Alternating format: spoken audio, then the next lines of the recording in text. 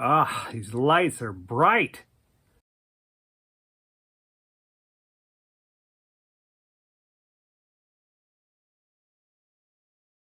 From 1954, just after I got back from Korea, to 1989, I was one of two art teachers at City High School in Iowa City.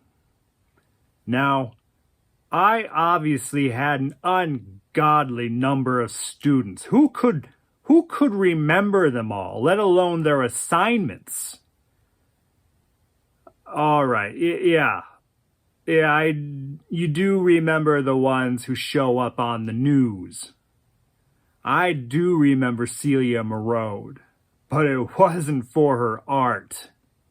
Now, she showed some promise early on. I molded over again when the news kept bringing up that NEA brouhaha. Her drawings were proficient compared to other girls. She was probably the only one of them making B plus or even A minus quality work.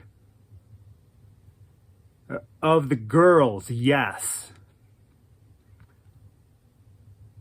Good grief, it's just an observation after decades of teaching. If you're bored enough to look through my grade books, I'll get Judith to go dig them out for you. You'll see a pattern. Anyhow, that's not to say Celia was some sort of Da Vinci. Her paintings and sculptures didn't have much authority, and her skill with foreshortening as a draughtswoman may have been passable, but not as a painter. Typical, really. Still, I think she handed everything in on time, and I could tell whatever she made was whatever it was supposed to be. But junior year began, and something obviously happened over the summer. It's always the summer between sophomore and junior year, even with the boys. With Celia, I don't know, maybe it was a boy, or maybe she started smoking Indian hay. What? The first major assignment of the year for the painting class and every grade that I taught was to paint a self-portrait. I like to see how the kids see themselves, and it was an easy assignment for me to grade. If I didn't see them in the self-portrait, they'd probably receive a C or lower. I asked the students to hand in their paintings at the end of class. After the last student left the room, I went to my desk where they'd stacked up the paintings in a big, messy pile. When I thumbed through the paintings, I was surprised to see a film canister slip out from between them and fall onto the floor. I didn't know where it came from.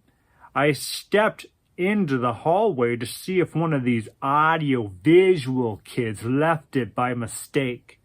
But the halls were crowded in between bells, and I didn't see any of that our students. So I picked up the canister, and I realized it was particularly strange for it to be film. The audio-visual club had already started dropping off VCR tapes whenever I ordered something new to fill class time.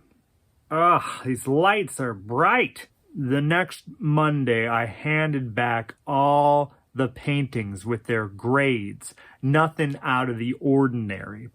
But then this Celia Merode raises her hand, and she says, "I didn't get my self-portrait back." I told her that's probably because you didn't hand in a self-portrait. "But I did," she insisted. I said, "No, Miss Merode, I never received one from you." This was always a little ruse by some of my failing students. She whined, I handed mine in with all the others. I studied her face to see if I really needed to bother searching for this painting. But she said, it was in the film canister. The painting was in the film. The film canister? I was gobsmacked. This is an art class. We're not making movies. And she actually asked, so you didn't watch it? Watch it? I said, of course not. We're a month into the semester. I think you understand that you're in a painting class. She begged me to believe her, saying, it's my painting. It's my self-portrait. I didn't think I'd need to define painting for the junior year painting class. But she said, if we watch it, you'll see. We won't be watching it. I said, for one thing, we don't have the school's projector reserved.